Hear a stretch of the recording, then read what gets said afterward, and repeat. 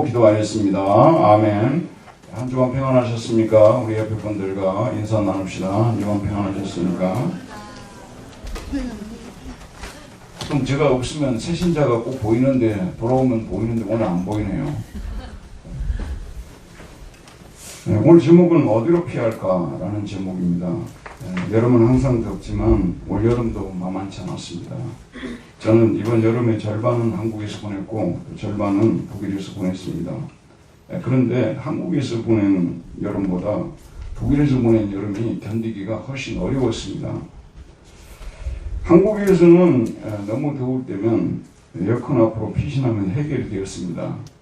하지만 독일에는 에어컨이 일반 가정에는 거의 없고요. 그 다음에 식당 같은 데도 거의 없기도 하고 있다 하더라도 에너지 전략 때문에 켜놓지 않으니까 식당 안에 들어가서 밥을 먹는 사람들 거의 없어요. 바깥에 나와서 그 의자 놔놓고 밥 먹고 이렇게 하더라고요. 저도 먹었죠. 그리고 또 제일 많이 사용하는 교통수단이 지하철인데 지하철이 참 이렇게 건설이 잘 돼가지고 빨리빨리 이동하고 너무 좋은 점도 많은데 지하철에 에어컨이 없어요. 여러분이 아시다시피 지구온난화가 돼가지고 유럽도 되게 더워졌거든요. 이제 우리나라 지하철로 들어가게 되면 냉장고에 들어가듯이 시원한데 거기는 사우나 들어가듯이 너무너무 더워요. 그래서 참 이 지하철 탈 때마다 힘들었습니다. 어느 주일날 작은 교회 가서 예배를 드리는데 딱 들어가 보니까 좁은 공간인데 선풍기 한 대는 안 나는 거예요. 나중에 보니까 이제 사면에 그 유리창을 다 열고 그렇게 이제 예배를 드리고 있는 거예요. 견디기가 힘들더라고요. 그래서 설교 좀 빨리 끝났으면 좋겠다 그랬는데 그날따라 좀 빨리 끝났다 그러더라고요. 너무너무 더워가지고 또 우리 교회 또 권사님이 하신 명언이 생각이 나더라고요. 인공바람이 자연바람보다 더 좋다. 우리 교회 모 권사님이 하신 말씀인데 주옥 같은 말씀이 떠오르더라고요. 인공바람이 자연바람보다 더 좋다. 여러분, 이게 폭염이 영어로 히트잖아요. 폭염이 우리를 덮으면 에어컨 앞으로 피하면 됩니다. 그리고 폭풍이 불어오면 바위속 같은 안전한 곳으로 피하면 됩니다. 하지만 우리나라가 풍전등화와 같은 위기를 맞을 때는 어디로 피해야 합니까? 미국으로 피해야 합니까? 일본으로 피해야 합니까? 오늘 이사야 선지자는 하나님께로 피해야 한다고 말하고 있습니다. 오늘 25장 4절 5절이 오늘 주제 구절입니다. 자, 25장 4절 5절 성경에 이와 같은 말씀도 있었는가 할 정도로 여름에 딱 맞는 말씀이거든요. 4절 5절 우리 큰 소리로 한번 읽어보도록 합시다. 시작. 주는 포악자의 기세가 성벽을 치는 폭풍과 같을 때에 빈궁한 자의 요새이시며 강난당한 가난한 자의 요새이시며 폭풍 중에 피난처시며 폭염을 피하는 그늘이 되셨사오니 마른 땅에 폭염을 재앙같이 해서 이방인의 소원을 그치게 하시며 폭염을 구름으로 가림같이 포악한 자의 노래를 낮추시리다.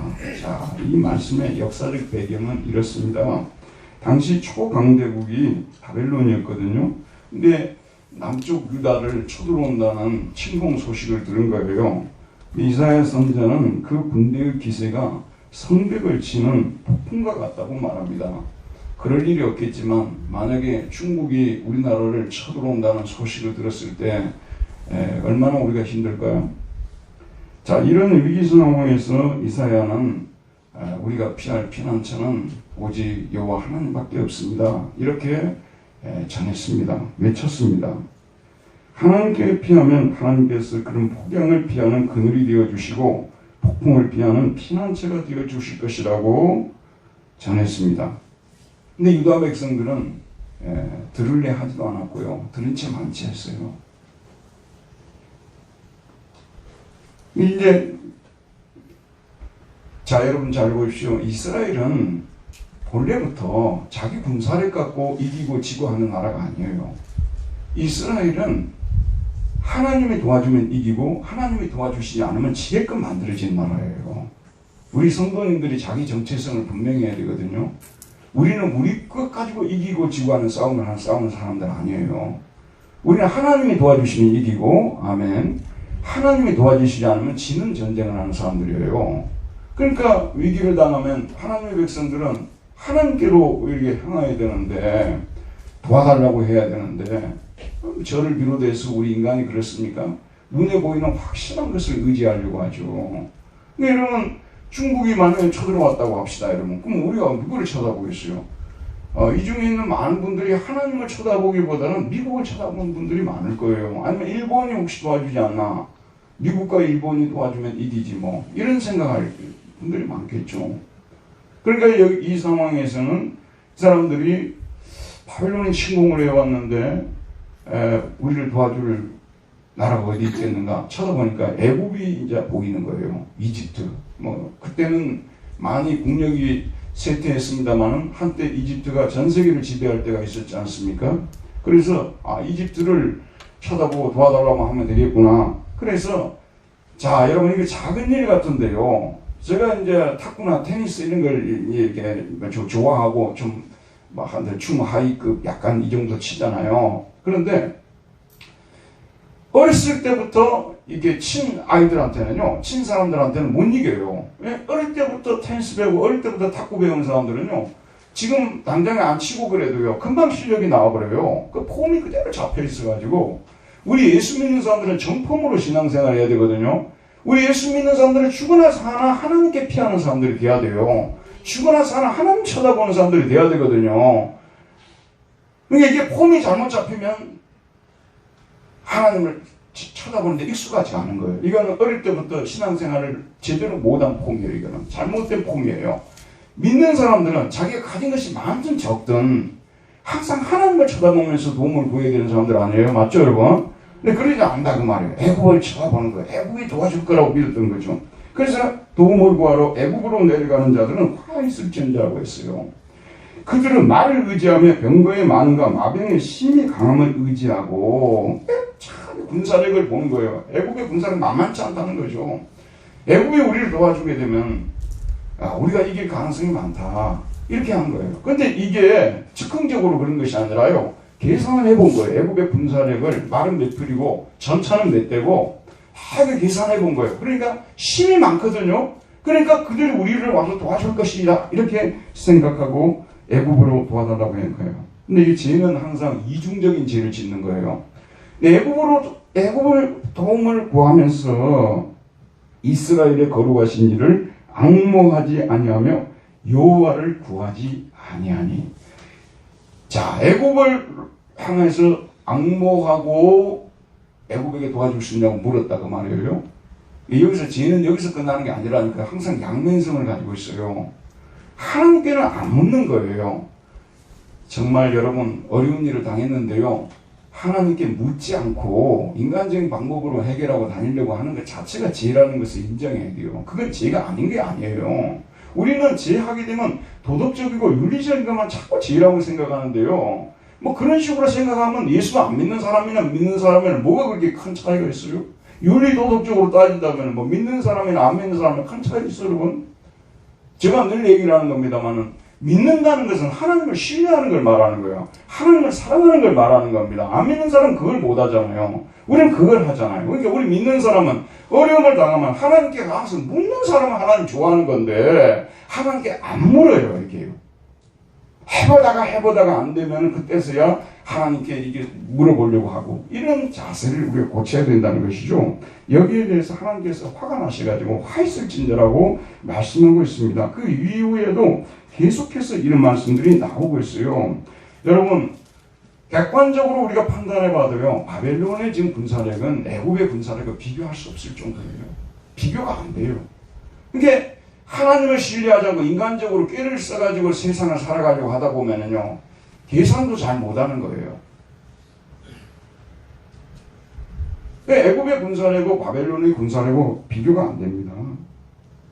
그래서 우리는 정말 하나님만을 쳐다봐야 되는데 자 여러분 태풍을 맞아보셨죠? 웬만하면 견딜 수 있습니다.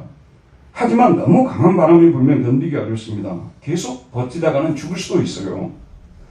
그때는 빨리 태풍을 막을 수 있는 곳으로 피해야 합니다. 폭염을 겪어보셨죠? 웬만한 더위는 견딜 수 있습니다. 선풍기로도 막을 수가 있죠. 너무 더우면 에어컨 앞으로 피해야 돼요. 자, 우리가 오늘 피난처, 피한다는 걸 말했잖아. 왜 피할까요, 우리가요? 왜 피할까요?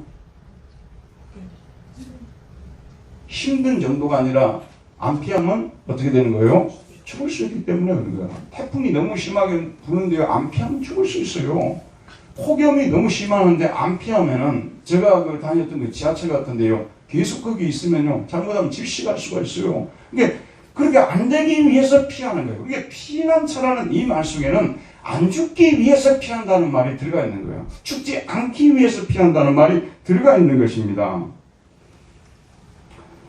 자, 그런데 우리가 피할 때 잘 피해야 되는 거지, 피하지 말아야 될 곳으로 피하고 또 피해야 될 곳으로 피하지 않으면 죽는 거예요. 우리는 하나님께로 피해야 되는 것입니다. 그런데 여러분, 중요한 사실이 있어요. 하나님께로 피하게 되면 하나님께서 직접 우리를 도와주실 것 같죠? 그렇지 않습니다.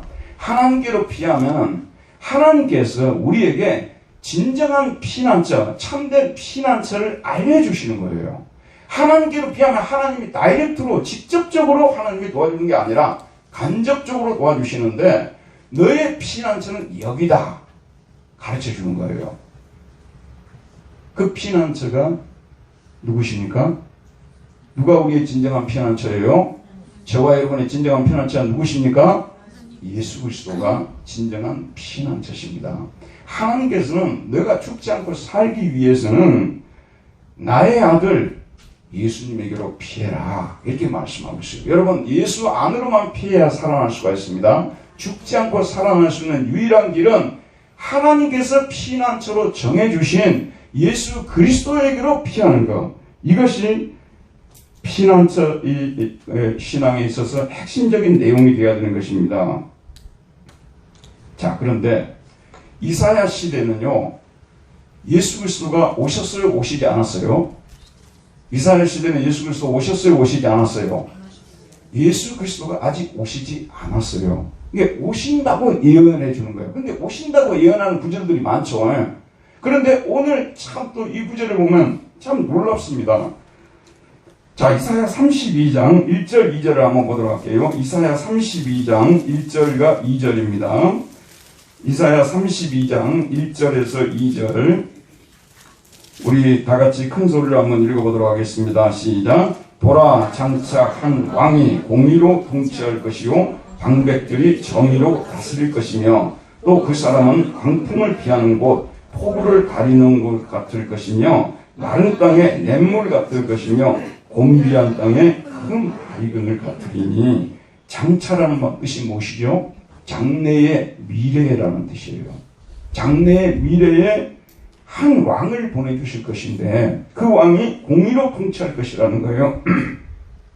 그래서 방백들이 정의로 다스릴 것이라는 겁니다. 그러면서 그 사람은 무엇을 피하는 곳이라고요? 강풍을 피하는 곳. 그 다음에 어디를 가리는 곳이라고요? 폭우를 가리는 곳 같을 것이며, 마른 땅에 냇물 같을 것이며, 곤비한 땅에 큰 바위근을 같으리라 라고 말하고 있습니다.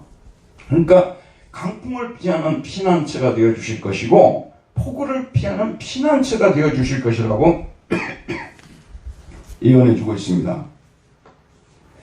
자, 예수 그리스도만이 우리의 진정한 피난처가 되어 주실 것이라고 말씀하고 있는데, 그러면 여러분, 예수님께서 왜 우리의 그 진정한 피난처, 예수님만이 우리 진정한 피난처가 될 수 있을까요? 오늘 설교 내용에서 매우 중요한 부분을 말씀드립니다. 자, 우리가 피난하는 이유는 뭐 때문에 피난한다고요? 두 글자로 뭐 때문에요? 죽음 때문에 피난하는 거예요. 사실 이 죽음이라는 이게 없으면은 피할 일도 없는 거 아니겠어요, 여러분? 이게 안 피하면 죽을 수 있다는 것 때문에 피하는 거 아니에요? 그런데 예수님은 이 죽음을 겪어보고 당해보고 이겨보신 분이십니다. 우리 한번 따라해 봅시다. 겪어보고, 당해보고, 이겨보신 분. 예, 겪어보고, 당해보고, 이겨보신 분이 능력자예요. 자, 중학생 아이를 지금 키우는 부모가 있습니다. 중학생들 때문에 김정은이 쳐들어올 수 없다고 그러지 않습니까? 중2 때문에. 그러니까 이 중학생을 키우는 부모님들은 고전을 맺지 못할 거예요. 정말 얘 때문에 못 살겠다 그런 말이 입에 나오지 않을 수 없을 거라고. 그쵸, 여러분? 너무너무 힘든 거예요. 그러니까 이 중학생을 어떻게 키워야 할지 모르겠다. 이런 말 나올 거 아니에요? 그러면 이때 어떻게 도움을 받을 수 있습니까? 목사님한테 와서 상담을 하는 거예요. 우리 집 중학생이 너무너무 방황하는데 목사님 좀 도와주세요. 목사님이 도와줄 수 있을까요? 없을까요? 도와줄 수는 있지만은 기도하는 방법으로 도와주는 것 뿐이지 중학생을 키워보지 않은 사람이라면 그런 목사라면은 도와줄 수가 없어요. 그러니까 이때 그 능력자는 먼저 중학생을 키워보신 부모님 아니겠어요? 이런 사람들은 이 사람이 상담하는 사람, 지금 엄마의 그런 그 상담 내용을 잘 이해를 합니다. 뭐가 문제고 어디에서 꼬였고 어떻게 도와줘야 될지. 왜냐하면 어떻기 때문에요? 겪어보고 당해보고 이겨보았기 때문에. 지면은 못 도와주죠. 근데 겪어보고 당해보고 이겨보았기 때문에 능력자가 된 거예요. 그래서 이 중학생, 방황하는 중학생 이 상담을 도와줄 수 있다는 말씀이 되는 것이죠. 근데 여러분 잘 들어보십시오. 사실 우리가 이 세상 살아가면서요, 폭염 때문에, 폭우 때문에, 물론 너무 갑자기 쏟아진 비로 인해서 또는 폭염으로 인해서 죽는 사람도 있고 그렇습니다만, 여기 앉아있는 저와 여러분들이 일생 동안 힘들고 죽겠다고 하는 거는요, 물론 돈이 없어 그럴 수도 있고 여러 가지 이런 환경 때문에 그럴 수도 있지만 대부분이 뭐냐면 사람 때문에 그래요. 그래서 이놈의 아들 때문에 죽겠다, 우리 딸 때문에 죽겠다, 엄마 때문에 죽겠다, 아빠 때문에 죽겠다, 다 그렇게 죽겠다고 하지. 그리고 또 한 가지 여러분 잘 생각, 물론 다 알고 계시겠습니다만은 멀리 있는 사람 때문에 죽겠다고 안 하는 거예요. 저와 여러분요, 시진핑이라든지 또는 푸틴이 참 생각하면 마음이 안 좋죠. 속상하죠.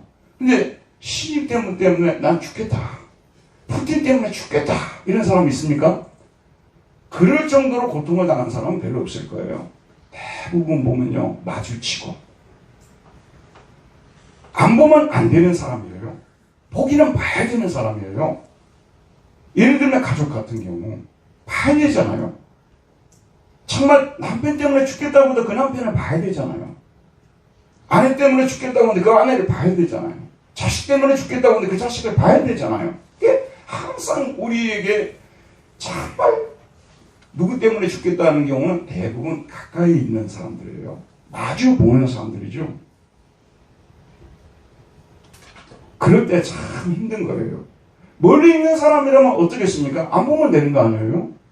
안 보면 되는 거예요. 그래서 교회도 많은 사람들이 큰 교회 다니잖아요. 싫은 사람 있으면 저쪽 줄에 앉아버리면 되니까. 작은 교회를 다니면요, 싫은 사람도 막 부딪혀야 되는 거예요. 그게 작은 교회를 사람들이 안 다닌다고 하는 거죠. 그래서 대부분 죽겠다고 할 때는 가까이 대하는 사람들, 마주 봐야만 하는 사람들, 매일매일 같이 지내야 되는 이런 사람들 때문에 죽겠다고 하는 거예요. 또 사탄은 이런 사람들을 통해서 우리를 고통스럽게 만들고 힘들게 만들고 그러는 거 아니에요, 여러분? 이 원리를 여러분 잘 알고 있어야 돼요. 가까이 있는 사람들만 없으면, 그러니까 여러분 너무너무 힘들 때는요, 사람 가까이 하고 싶지 않죠. 다 떨어져 혼자 있고 싶죠. 혼자 있으면 마음 편하잖아요. 그러니까 가까이 있는 사람들 때문에, 사탄이 가까이 있는 사람들 통해서 우리 괴롭히기 때문에 죽겠다는 말이 나오는 겁니다. 자, 그러면 우리는 그럴 때 어떻게 해야 되겠습니까? 그 가까이 있는 사람, 나를 괴롭히는 사람과 싸워야 되겠습니까? 어떻게 해야 되겠습니까? 하나님께로 피하라고 말씀하고 있어요. 하나님께로 피하는 게. 금방 제가 말씀드렸죠. 너무 힘들 때는 피하는 게 정답이라니까요. 힘들 때는 피하는 게 정답이에요. 동의하시죠, 여러분?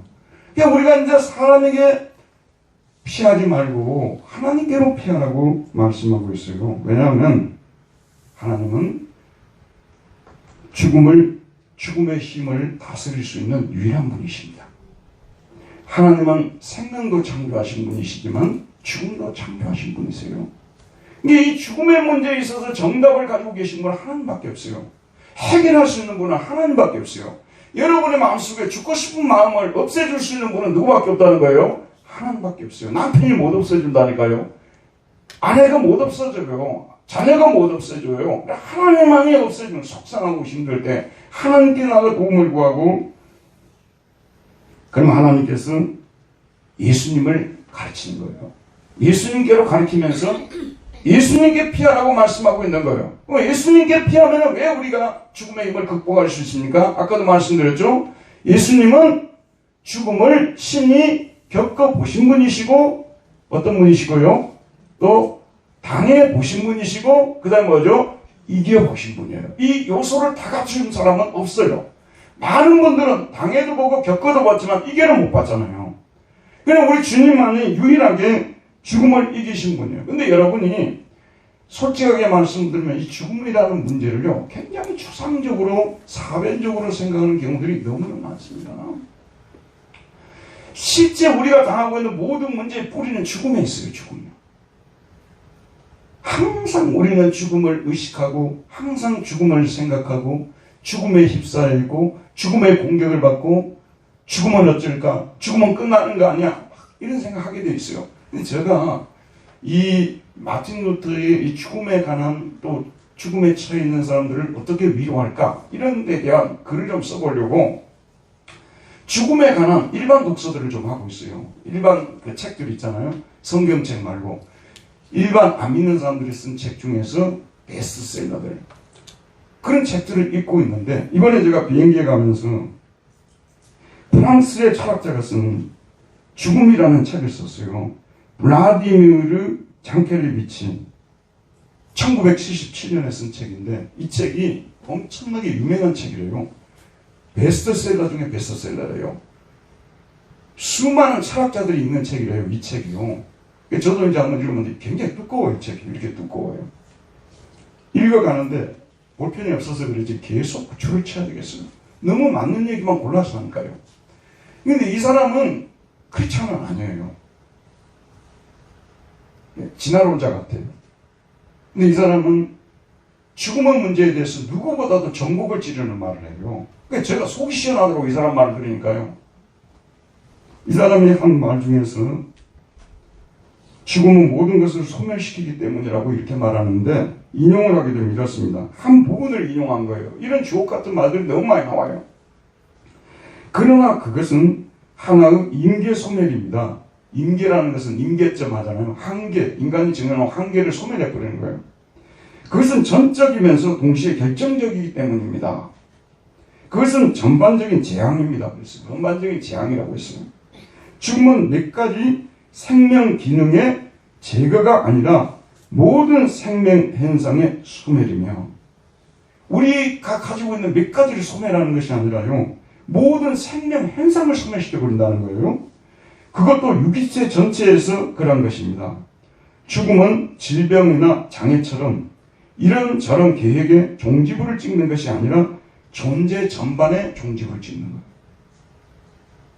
죽음은 제거를 생각하는 생각 자체를 제거합니다. 아, 내가 이걸 제거해버리겠다. 여기 암덩어리가 있으면 이걸 제거해버리겠다. 그 생각하는 생각 자체를 제거해버린다는 거예요. 모순은 특정 대상의 어떤 속성을 부정하지만 죽음은 대상을 생각하는 사유로부터 대상 전체를 제거합니다. 죽음은 사유를 포함해 인간의 총체를 소멸시킨 것입니다. 생각하는 것 없애버려요. 인간 총체를 소멸시킨다는 거예요. 저는 이분의 의견에 전적으로 동의하지 않습니다. 저는 크리스찬이고 또 기독교 목사이기 때문에, 성경을 믿는 사람이기 때문에, 잘 죽는다는 것도 있잖아요. well dying이라고요.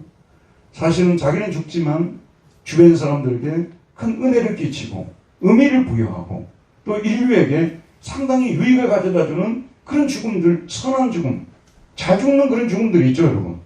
그리고 저와 여러분들은 죽는 것으로 끝나지 않고 어떻습니까? 우리는 다시 살아나는 부활의 소망을 약속받은 사람들이죠. 그래서 이분의 의견은 전적으로 동의할 수가 없어요. 그런데 이분이 왜 시원하다 그러냐면요. 죽음은 사람들이 막 어쩌고 죽음이 어쩌고 저쩌고 자기 죽으면 끝나버린다는 거예요. 다 소용없는 거예요. 자기 죽으면 그래서 그걸 딱 끝나버린다는 거예요. 얼마나 시원해요? 그 말이 맞지 않아요? 안 죽은 사람들이 뭐라고 하죠? 죽은 당사자는 그걸로 끝나버리는 거 아니겠습니까? 자, 여러분, 이 죽음이라는 것은 우리가 자꾸 이걸 죽음을 잊어버리기 위해서 다른 것들에 골몰하는 거예요. 그걸 생각하고 있으면 진짜 죽겠거든요. 그러니까 TV를 본다든지 산책을 한다든지 사람들과 만남을 가진다든지 커피를 마신다든지 그러면서 자꾸 죽음을 잊어버리려고 하는 거예요.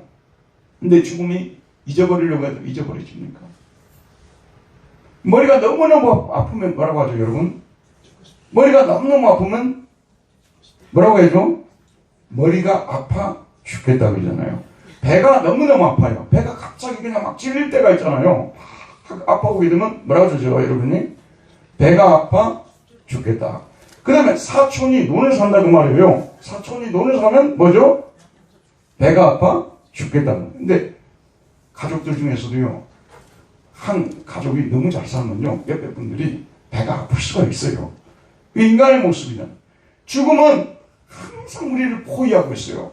사실 여러분, 우리 기독교 신앙은 죽음과의 싸우면서 어떻게 이기냐 이 문제를 다루고 있는 거예요. 기독교 신앙이 여기에서 떠나버리잖아요. 탈선하는 거예요. 정확하게 말씀드리면 어떻게 하면 죽음을 극복할 수 있느냐, 이게 바로 기독교 신앙이 존재하는 이유인 것입니다. 요즘 잠이 안 오면 짧은 영상들 많이 보잖아요. 유튜브를 통해서요.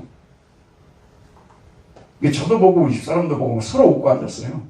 여기는 개 보고 웃고 앉았고 여기는 고양이 보고 웃고 앉았고 그렇습니다. 근데 그게 한번 딱 누르면 주르르 나오잖아요. 그러니까 재밌는 게 연속해서 나오니까 저는 그래요. 요즘 현대인들은 결코 외로울 수가 없다.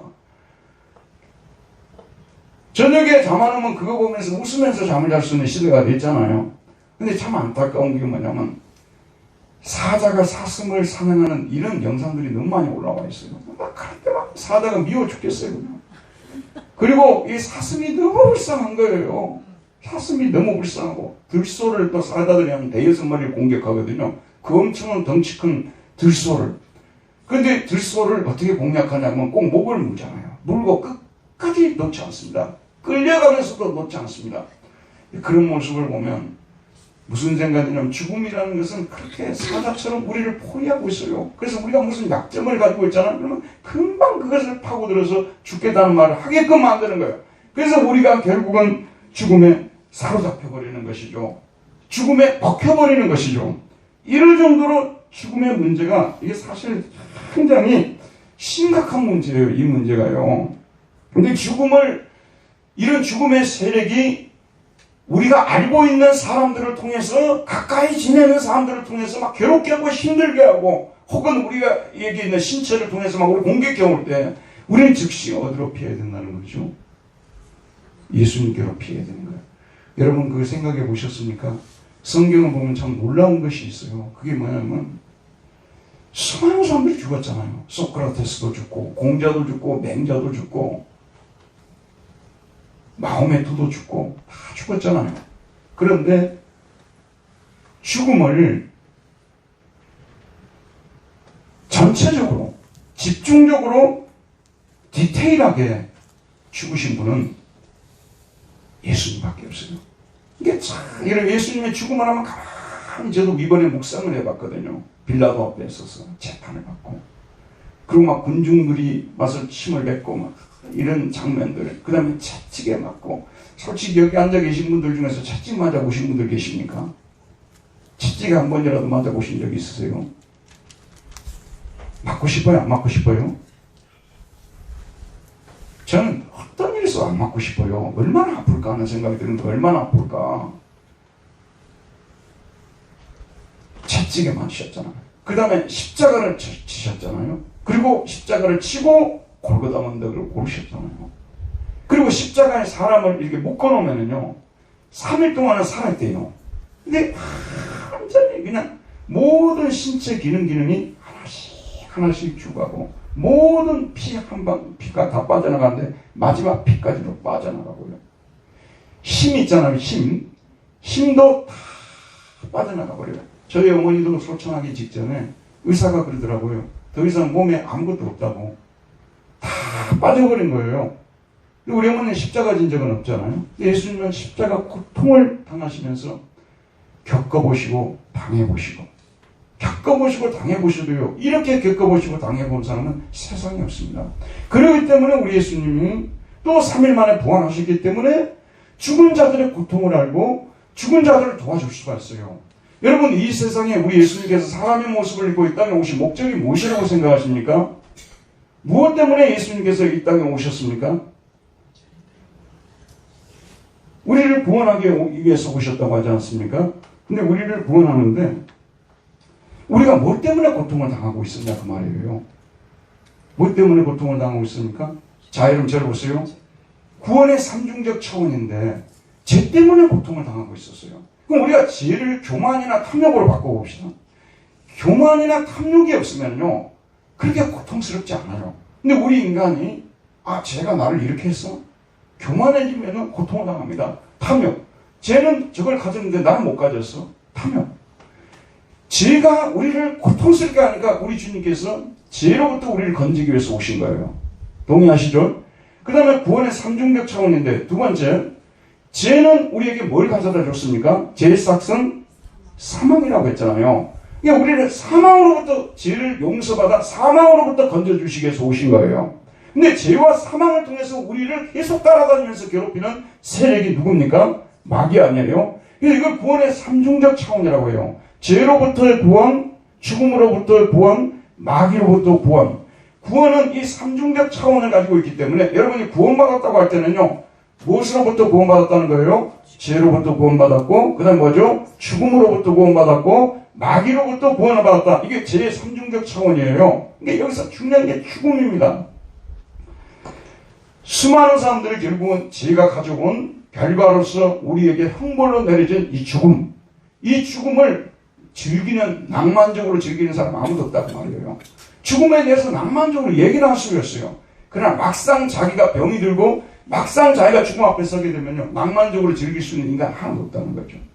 그래서 성경은 뭐라고 말씀하시냐면, 자녀들은 혈과 육에 속하였으며 그도 또한 같은 모양으로 혈과 육을 함께 지니심은 죽음을 통하여 죽음의 세력을 잡은 자 그 마귀를 멸하시며 또 죽기를 무서워함으로 한평생 매여 종로로 다는 모든 자들을 놓아주려 하시니. 죽음을 통해서 왜 죽었냐? 죽음의 세력을 잡은 자 마귀를 멸하기 위해서예요. 그리고 죽기를 무서워함으로 한평생 매여 종로로 다는 자들을 놓아주려 하시니. 그래서 우리가 구원을 받았다고 했을 때는 이제는 더 이상 죽음을 무서워하지 않는 사람들이 됐다는 뜻이에요. 마귀를 두려워하지 않는 사람들이 됐다는 것입니다. 그 다음에 죄를 지키는 지어도 죄의 종로로 다는 사람이 되지 않는 거예요. 우리도 다 거룩하게 살아야 된다. 그래도 한 주를 회고해 보게 되면 오늘 권사님 기도했던 것처럼 우리는 또 지은 죄가 생각날 수밖에 없는 거죠. 그러나 여기 앉아있는 누구도 죄 때문에 벌벌 떨고 지옥 갈지 모르겠다고 생각하는 사람 아무도 없어요. 왜냐하면 죄로부터 우리는 벗어났기 때문에. 이 죄 때문에 하나님을 슬프게 해드리고 하나님을 기쁘게 해드리지 못하는 것 때문에 슬픈 마음은 있지만 죄를 지었다고 해서 벌벌 떨면서 지옥 갈지 모르겠다고 고통당하는 사람 우리 중에 아무도 없습니다. 왜냐하면 우리는 어떤 사람들이에요? 죄로부터 구원받은 사람들이기 때문이라는 거죠. 구원을 잘 이해해야 되는 것입니다. 죄가 가져다는 치명적인 결과가 뭐냐면 죽음이에요. 그래서 저와 여러분들이 구원을 받고 난 후에는 진정 은혜가 임하고 나면은요, 죽음이 존재한다는 거 알아요. 그리고 죽을 그 순간에는 우리도 두렵기도 해요. 그러나 하나님의 도우심으로, 성령의 도우심으로 우리가 다시 힘을 낼 수 있고 또 새 생명이 우리 안에 역사함을 통해서 죽음의 세력을 넉넉히 이기고 나아갈 수가 있는 것입니다. 그리고 우리 주님께서는 친히 죽음을 맛보신 분이기 때문에 죽음을 두려워하는 사람들을 무시하거나 멸시하거나 끝까지 죽음 가지고 이런 식으로 하지 않습니다. 공감하는 능력이 있으세요. 죽음을 두려워하는 사람들을 이해해 주시고 그래서 내가 너를 죽음에서 건지기 위해서 너를 구원해 줬지 않느냐. 이렇게 말씀하시면서 죽음의 공포 속에 떨고 있는 저와 여러분들을 건져내신다는 것이죠. 여러분, 죽음을 이기는 신앙이 되시기를 바랍니다. 이 죽음을 이기는 신앙을 우리가 갖게 되면 진짜 세상에서 무서워할 것이 없어요. 왜냐하면 우리가 죽음을 이기고 살기 때문에. 자, 이렇게 죽음을 이기게 하는데 또 이게 우리 구원의 두 가지 차원을 또 제가 말씀을 드릴게요. 자, 저를 보세요. 두 가지 차원이 있어요. 일단은 죄를 용서해 주는 것은 소극적인 차원이에요. 주님께로 피하는 사람들에게는, 죽음을 두려워해서 주님께 피하는 사람들에게 주님께서 처방을 어떻게 하냐면, 우리 지금 이제 약사님도 앉아 계십니다만은 처방도 단계가 있잖아요. 첫 번째 처방이 뭐냐면 우리 죄를 용서해 주신 것이 처방이에요. 저와 여러분 한번 생각해 보세요. 누구가 정말 미워 죽겠다는 생각이 들 때가 있잖아요. 그게 우리 안에 자리 잡고 있는 죄 아니겠어요? 근데 참 놀라운 게 뭐냐면요. 우리가 인간론을 깊이 배워야 됩니다. 나를 비롯해서 이 세상에는 죄인이 아닌 사람이 아무도 없어요. 어제 죄를 짓고 오늘 또 안 지을 수 있습니까? 다 연약한 죄인들 아니에요. 그래서 우리가 죄로부터 구원, 죄를 자백하게 되고 용서를 빌고, 그러면 주님께서 우리 죄를 용서해 주시는 그런 은혜가 임하죠. 이것이 이제 뭐냐면 죄를 용서해 주는 이것이 죽음으로부터의 구원, 그 다음에 뭐죠? 마귀로부터 구원과 연결이 되어 있어요. 알겠죠, 여러분? 한편으로 이게 소극적 구원이에요. 그러니까 우리가 구원을 받았다고 하면 소극적으로는 뭘 받아요? 죄로부터 구원, 죽음으로부터 구원, 마귀로부터 구원을 받은 거죠. 자, 여러분 잘 들어보세요. 그래서 이제 이 한쪽 차원의 소극적 차원에서 구원이 이루어졌는데, 오늘 여러분 구원 논에 대해 잘 들으십시오. 이것으로 끝나는 것이 아니에요. 하나님께서는 이렇게 제사함을 받은 사람들에게 무엇을 선물로 보내시냐 그러면은 성령님을 선물로 보내십니다. 이 성령님을 선물로 보내셔서 성령의 도우심을 통해서 하나님과의 화평을 누리면서 살게끔 만드는 거예요. 이게 구원의 적극적 차원입니다. 잘 들으십시오. 죄사함을 받는 것으로 끝나는 것이 아니라 우리 안에 누구를 보내신다고요? 성령을 보내셔서 이 성령을 통해서 하나님과 화평, 화목을 누리면서 살아가게 되는 거예요. 저와 여러분들은 날마다의 삶 속에서 하나님과 화평을, 로마서 5장 1절에서 말했던 것처럼 화평을 누리자는 이거 신앙 고백이 되어야 되는 거예요. 날마다 우리는 하나님과 화평을 누리도록 우리를 구원해 주신 거예요. 알겠죠, 여러분? 건져만 놓는 게 지금 하나님이 원하는 게 아니에요. 구원의 그는 속죄 차원에 불과한 거지, 적극적으로는 우리가 예수 그리스도를 힘입어서 하나님과 화평을 날마다 누리는 삶으로 나아가야 되겠죠? 됐죠, 여러분? 그 다음에 거기서 끝나는 것은 아니라 이웃과의 화평을 누리는 것, 이웃과의 샬롬을 누리는 것을 성령을 통해서 또한 이루고자 하는 것입니다. 그래서 우리 믿는 사람들은 이웃과의 화평을 누리기 위해서 노력해야 되는 것이고, 화평을 깨는 것들이 무엇인가를 생각하면서 그 죄를 토설하는 사람들이 되어야 되는 것이고요. 더 나아가서 이웃에게 해를 끼치지 않고 이웃을 공정하게 대하고 공의를 행하는 사람들이 되도록 하는 것이 바로 무엇입니까? 구원의 적극적인 차원이에요. 이 양쪽 차원이 다 이루어져야만이 그 사람이 구원을 받았다고 말하는 거예요. 정말 알겠죠? 그런데 저와 여러분들이 다 부족하기 때문에 혹은 잘못 알고 있어가지고 구원의 한쪽 면만 붙들고 있는 경우들이 많이 있어요. 제사함 받고 죽음으로부터 마귀로부터 벗어났다는 측면만 얘기를 하는 경우도 있고요. 또 어떤 사람들은 하나님과 화목, 그 다음에 이웃과의 공의, 샬롬, 이것만 또 이야기하는 분들이 계세요. 이 양쪽 다 지금 구원을 잘못하고 절반만 지금 현재 붙들고 있는 것입니다. 구원은 총체적 구원이란 말이 바로 이 말이거든요. 소극적 차원과 적극적 차원의 이 구원이 이루어지게 되는 것입니다. 그래서 예수님께로 가게 되면은 이 구원의 소극적 차원을 맛보게 하고 적극적 차원을 맛보게 하시면서 우리를 구해주는 거예요. 그래서 우리가 예수님께로 가야 되는 것입니다. 거기 가야만 제 문제, 우리 진짜 괴롭히고 있는, 진짜 우리를 행복하지 못하게 막고 있는 죄와 죽음과 마귀와 그 다음에 이와 같이 성령을 통해서 하나님을 기쁘시게 하는 이런 삶의 문제가 해결이 되는 거예요. 예수님께로 피하지 않는 어떤 방법을 통해서도, 자 여러분, 이웃과의 화평 누가 이루고 싶지 않겠어요? 어떤 사람하고 나하고 좀 껄끄러워요. 그러면 껄끄러운 관계를 청산하고 싶지 않은 사람은 세상에 어디 있겠습니까? 다 그 관계를 청산하고 싶죠. 다 화평을 누리고 싶죠.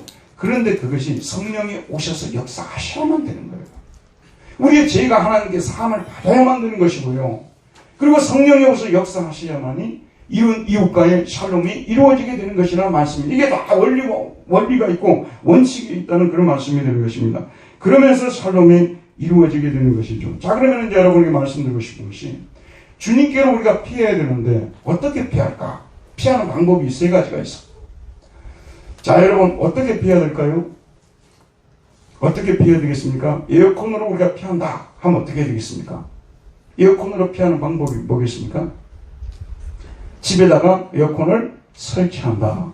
그렇죠? 그 다음에 너무 더울 때는 에어컨 옆에 가서 스위치를 누린다. 그 다음에 자기에게 좋게 조정한다. 이렇게 나오겠죠. 이게 원칙이 있다고 말해요. 우리가 주님께로 피하는 것도 그냥 막연히 피하는 게 아니에요. 주님께서 이미 정해놨어요. 나에게로 피하는 사람들은 이 법칙을 지켜라. 그게 뭐냐면 첫 번째는 뭡니까? 말씀이죠. 우리는 하나님의 말씀, 너무 마음이 공고하고 심란하고 그 다음에 막 그 사람 때문에 죽겠다 막 이런 마음 생기잖아요. 그러면은 빨리 하나님 말씀 붙들어야 되는 거예요. 달리 방법이 없어요. 말씀 붙들어야 되는 거예요. 저도 여러분 이번에 독일 가 있는데 여러분이 아시다시피 뭐 그렇게 막 맑은 날이 많은 것보다 흐린 날이 더 많게끔 되어 있는 상황이잖아요. 아침마다 예배를 드리는 거예요. 말씀을 가지고 몇 장을 읽고 아무리 길어도 30분 안 넘어가요. 여러분도 혹시 여행 같은 거 가고 그러면요, 아침에는 다른 거 하지 말고요, 함께 예배 드리는 것부터 시작하세요. 정말 하나님이 얼마나 기뻐하는지 몰라요. 그 심란하고 고통스러운 마음이 있잖아요. 그게 다 순식간에 그냥 사라지는 거예요. 이게 주님께 피하는 방법이에요. 두 번째가 뭡니까? 기도 아니겠습니까? 기도를 통해서, 기도는 자기 속에 있는 고통과 슬픔과 아픔을 그냥 토해내는 게 기도 아니겠습니까? 쏟아붓는 게 기도 아니겠습니까? 그렇게 기도를 하고 나잖아요. 마음이 시원해집니다. 성령님이 나에게 오셔서 내 마음을 새롭게 하신다는 것이 느껴지는 거예요. 그 다음에 세 번째가 뭡니까? 우리를 하나님께서는 기도하는 사람, 말씀 앞으로 피하는 사람들을 구해 주시다 했다는 것을 믿고 찬양을 드리는 거예요. 찬양은 하나님께서 그렇게 하실 수 있는 분이시고, 하셨던 분이시고, 지금도 하실 수 있는 분이라는 것을 인정하면서 그를 높여드리는 것이 찬양인 것입니다. 그래서 이렇게 찬양을 부르고 나지 않습니까? 근데 사실 독일 같은 데서는 아침에 일어나 찬양까지는 못해요. 찬양을 하면 너무 좋겠는데 옆에 집 사람들이 듣고 뭐라고 할까 봐서, 예전에 제가 그곳에 있을 때 새벽 예배를 계속 드렸거든요. 근데 항상 모여서도 찬양 없이 시작해요. 왜냐하면 옆에 분들한테 피해를 주지 않기 위해서. 뭐 나라도 힘들죠. 그러니까 찬양을 안 부르는데, 찬양 안 부르면 참 갑갑합니다. 찬양을 통해서 우리는 주님께로 피하는 것입니다. 몇 가지 방법이라고. 첫 번째는 뭐라고요? 말씀이고, 두 번째는 뭐라고요? 기도고, 세 번째는 뭐라고요? 찬양이고. 이 방법을 통해서 우리는 하나님께 이렇게 피하는 것입니다. 이렇게 피하고 나가는데, 이제 말씀을 정리하도록 할게요. 근데 우리가 하나님께로, 예수님께로 피하면은 이 죽음의 힘이 우리를 엄습해 올 때 그 죽음의 힘으로부터 벗어날 수 있다고 제가 말씀드렸잖아요. 그런데 이 피난처라는 곳은 원래 특별히 동네 같은 데 있잖아, 시골 같은 데 피난처는요, 여러 곳이 아니라 한 곳밖에 없어요. 대체로 폭풍을 피하는 곳, 그러면 그 바위 밑 딱 이렇게 되는 거예요. 그 다음에 더위를 피하는 곳, 그 버드나무 밑, 이런 식으로 와상이 펴져 있는 그곳 딱 되는 거죠. 그래서 피한다고 하는 이 말 속에는요, 원래 반복적으로 피한다는 말이 들어가는 거예요. 여러분이 영어 잘 하시잖아요.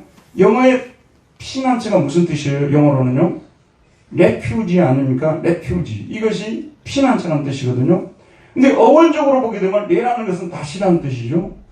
푸지는 라틴어 푸기용에서 나왔어요. 도망가다, 달려가다, 피하다, 그런 뜻이에요. 그러니까 피난처란 이 말 속에 자주 반복적으로 피한다는 그런 뜻이 들어있는 것입니다. 그러니까 저와 여러분들이 아까 제가 말씀을 드리면서 이제 다 끝나서 보세요. 탁구를 어릴 때부터 배우고 골프를 어릴 때부터 배우고 테니스를 어릴 때부터 배우는 것이 얼마나 중요한가 제가 말씀드렸죠. 폼이 중요한 것입니다.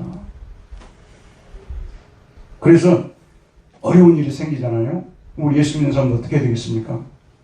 어려운 일이 생기면은 빨리 예수의 이름을 부르면서 피하는 거예요. 빨리 주님 품으로 피하는 겁니다. 근데 인생이 너무나 공고해지고요. 너무나 고통스러운데 이게 대부분 가까운 사람들 때문에 생긴다고 그랬죠. 너무 공고해지고 너무 슬퍼지고 너무 가슴이 아프게 되면요. 진짜 하나님 외에는 피할 데가 없어요. 다른 데로 피해 보려고 해야 돼요. 피할 데가 없어요. 여러분 이 고백이 아직 안 되는 분들은요. 진짜 큰 고통을 당해본 적이 없기 때문에 그래요. 그리고 정말 성령으로 거듭나서는 하나님을 아는 그런 지식이 없기 때문에 이런 문제가 생기는 진짜 우리가 고통스러운 것이 영혼의 고통이에요. 육체의 고통도 고통이지만 정신의 고통이고 영혼의 고통이거든요. 너무 힘든 거니까 너무너무 참 자주 보는 사람들 그러면서도 나를 인정하지 않고 힘들게 하는 사람들 생각하면 고통스럽거든요. 그냥 심란하게 만들고 힘들게 만드는 사람들 우리가 살아가다 보면요 이런 사람들 반드시 만나게 돼 있어요. 피하려고 피할 수가 없어요. 그럴 때마다 우리가 해결할 수 있는 길은 다른 길도 또 없어요. 오직 심란하고 고통스럽고 그럴 때 우리가 피할 수 있는 길은 어디밖에 없어요? 어디밖에 없습니까? 예수밖에 없는 거예요. 찰스 웨슬리가 참 좋은 찬양을 많이 지었어요. 여러분 찰스 웨슬리는 여러분 잘 아는 대로 감리교 창시자 존 웨슬리의 동생입니다. 찰스 웨슬리가 찬양 가사를 추억 같은 가사들을 썼어요. 근데 그 가사 중에 1740년에 Jesus Love of My Soul이라는 유명한 찬양이 있어요. Jesus, 주님, Love of My Soul, 내 영혼의 연인. 네, 이렇게 번역하면 안 되겠죠? 나의 영혼이 사랑하는 예수님. 이렇게 우리가 번역할 수 있겠죠? 근데 이 가사가 어떻게 되어 있냐면요. 비바람이 칠 때와 물결 높이 일 때에 사랑 많은 우리 주 나를 품어주소서. 풍파 지나가도록 나를 숨겨주시고 안식 얻는 곳으로 주여 인도하소서. 나의 영혼 피할 때 예수밖에 없으니 혼자 있게 마시고 위로하여 주소서. 구주 의지하옵고 도와주신 비오니 할 수 없는 죄인을 주여 보하소서. 나의 영혼 피할 때 예수밖에 없으니 혼자 있게 마시고 위로하여 주소서. 구주 의지하옵고 도와주신 비오니 할 수 없는 죄인을 주여 보하소서. 제가 한번 역사적으로 이 찰스 웨슬리가 언제 작사했는지 내가 찾아봤어요. 1740년에 작사를 했더라고요. 그런데 이 사람 왜 이렇게 힘이 들었을까? 뭐 집안 문제일까? 먹고 사는 문제일까? 아니면 사회 환경이 너무 어려웠을까? 그래서 제가 생각해 봤어요. 그랬더니 찾아보니까 1740년대는 언제냐 그러면요. 네덜란드하고 산업혁명 이후에 영국하고 해상 패권을 두고 다투었잖아요. 그런데 1720년이 넘어서면서 영국이 네덜란드를 앞서버린 거예요. 세계 경제 대국이 된 거예요. 자, 이 사람이 먹을 것이 없어서 이렇게 영원히 고통스러웠을까? 사회 환경이 너무 어려워서 이렇게 고통스러웠을까? 그 정도 잘 살면 뭐 고통이 물론 있겠지만 이렇게까지 힘들 수 있었을까? 근데 여러분 역사적 배경을 봐야 되는 거예요. 찰스 웨슬리, 존 웨슬리가 나와가지고 진리의 말씀을 동네마다 막 다니면서 전하고 수많은 사람들이 회개하고 돌아오니까요. 성공의 감독들을 비롯해서 로마 천주교 사람들이 너무나 이 사람들을 괴롭혔어요. 그러니까 찰스 웨슬리가 너무 영원히 고통스러운 게 뭐냐면 진리를 모르기 때문에 진리를 모르는 사람들이 핍박을 했던 거예요. 이처럼 고통스러운. 저도 목회를 하지만요. 다른 데는 목회자가 여러분 저를 주목해 보시기 바랍니다. 솔직히 목사님 고생하신다고 할 때요. 저는 동의가 안 돼요. 왜 동의가 안 되냐면요. 실제 우리 직장생활 하시는 분들이 목사보다 훨씬 더 고생 많이 하거든요. 왜 아멘 안 해요? 네, 속으로는 딱 그렇게 생각하고 계시면서 아니 나는 그런 생각을 해요. 목사가 무슨 유혹을 받냐고 막 수도원 같은데 여기 혼자 앉아있는데 직장인들에 가게 되면요. 선과 악의 선택 앞에서 막 이익을 위해서 막 쥐어짜는 그런 막 그 회사에서 살아남기 위해서 목숨을 걸고 살잖아요. 사실 우리 목사님들도 고생 안 하는 것은 아니지만 일반 성도님들이 훨씬 더 고생한다고 저는 봐요. 저는 그 점은 적어도 인정하는 목사라는 것을 알아주시기 바랍니다. 비양심적인 목사는 아니에요, 제가요. 그 정도는 알아요, 여러분. 유혹도 목사보다 세상에 사는 사람 훨씬 많이 받아요. 저는 여기 수원에서만 살잖아요. 제가 드린 말씀은 목사가 진짜 괴로운 것이 뭐냐면 말씀을 아무리 전해도 받아들이지 않을 때, 진리의 말씀을 이렇게 전해줘도요, 길이 막고 있을 때 참 힘들어요, 여러분. 그러면 자기도 그 자리에 서보게 되면 똑같은 상황 아니겠어요? 거짓 복음을 전하는 사람들, 지금도 거짓 복음을 전하는 사람들 때문에 수많은 사람들이 고통을 당하고 있어요. 교회가 왜 존재하는지를 모르는 거예요. 여러분, 교회가 왜 존재합니까? 교회는 궁극적으로 죽음의 문제와 싸우기 위해서, 죽어가는 사람들 건지기 위해서 교회가 존재하고 있는 거예요. 여러 가지 사회 문제 좀 해결하기 위해서 존재하는 게 아니에요. 우리나라를 하늘나라 같은 나라로 만들기 위해서 교회가 존재하는 게 아니에요. 여러분, 그런 거는요, 시청에서도 요즘 잘하고요, 나라에서도 잘해요. 우리가 그런 거 하지 말자는 게 아니라 교회가 뭐 때문에 존재하는 걸 여러분이 솔직하게 가슴에 손 얹고 생각해 봐야 되는 거예요. 이거는 죽음의 문제, 영생의 문제와 관계되어 있어요. 천국의 문제와 관계되어 있어요. 예수 믿는 사람들이 세상에서 바로 살아야지. 그 생각 안 하는 사람 누가 있겠어요? 안 믿는 사람들도 그런 생각 다 하고 살아요. 우리보다 양심적인 사람들이 더 많아요. 제가 드리는 말씀은 우리는 그 사람들과 차이점이 뭐냐면 우리는 하나님 앞에서 죄인들이고 죽어 마땅한 사람들이고 예수님이 우리를 구원해 주시지 않으면 살아날 길이 없는 사람들이고 예수님 때문에 나는 인생을 살 목적이 있고 나의 유일한 위안은 하이델베르크 신앙고백서 1조에 나오듯이 유일한 위안은 예수 그리스도밖에 없다. 이렇게 고백하는 사람들 아니에요? 이게 신앙인 것입니다. 여러분이 이 신앙을 받아들이게 되면 참으로 천국이 임하게 되는데 우리 대한민국 교회를 생각하면 참 가슴 아파요. 목사님들이 다 누가 장담나 해서 다 자기가 생각하는 대로 복음을 전해버리니까 성도들의 올바른 복음을 전할 받지를 못하는 안타까운 상황들이 놓여 있는 분들이 너무 많고요. 저는 개인적으로 저한테 뭐 잘해준다. 잘 안 해줘도 돼요. 제가 독일에서 초콜릿 먹고 사는 사람이에요. 그렇게 잘 안 해줘도 되는 거예요. 뭐 저를 위해서 기도해준다. 여러분이 기도 안 해줘도 돼요. 사실은요. 제가 저 살려고 발버둥 칠 거 아니에요. 그런 게 중요한 게 아니에요. 여러분이 제가 전하는 말씀에 귀를 기울이고 주마다 그 말씀을 정말 받으려고 가슴을 기울이고 그리고 그 말씀을 이해하려고 애를 쓰고 그 말씀을 계속 살아보려고 애를 쓰고 세상에 한번 생각해 보시오. 목사님이 말씀을 전하는데 그 말씀을 그냥 한 귀로 듣고 한 귀로 흘려버리고 그러면 어떻게 하는 나라가 임하겠습니까? 그래서 진리 안에서 교회는 진리 안에서 하나가 될 때만 진정한 하나예요. 진리 안에서 하나가 되지 않지 않습니까? 절대 하나가 될 수가 없어요. 성격적으로 하나가 된다고요? 천만의 말씀입니다. 오늘 여러분 다시 한번 기각합시다. 교회가 존재하는 목적은 죽음의 문제를 해결하신 예수 그리스도가 이 교회를 세우셨고요. 그를 믿는 자는 죽지 않고 살아난다는 것, 이걸 전하도록 하기 위해서 이 교회가 존재하고 있다는 것을 우리 분명하게 알아야 되는 것입니다. 우리가 구원을 받는 길은 오직 예수를 믿음을 통해서만 구원을 받고 다른 길은 없다는 거. 여기에 대한 신앙 고백을 확실하고 각각이 나아가게 될 때 주님은 우리의 피난처가 되어 주시는 것입니다. 그리고 너가 그렇게만 살아간다면 언제든지 어려운 일 당하면 나에게로 피하라고 말씀하시는 것이거든요. 그럼 우리는 주님께로 날마다 피하면 주님께서 성도를 알아보시고 우리가 주님을 알아보듯이 주님도 성도를 알아보는 거예요. 그래서 우리가 간구하는 그 간구를 들으시고 우리 마음속에 죽음의 세력을 물리쳐 주시고 아침에는 울음이 기수가나 저녁에는 울음이 기수가나 아침에는 웃음이 오리로다. 시인이 고백했던 것처럼 평안을 주시고 위로를 주시고 힘을 주시고 그러는 것입니다. 저와 여러분 힘들고 어려울 때 어디로 피해야 될까요? 예수께로 피하는 저와 여러분 되기를 바랍니다. 은혜로우신 하나님, 오늘도 생명의 말씀을 보내주셔서 또 이 말씀을 통해서 나의 영혼 피할 때 예수밖에 없네.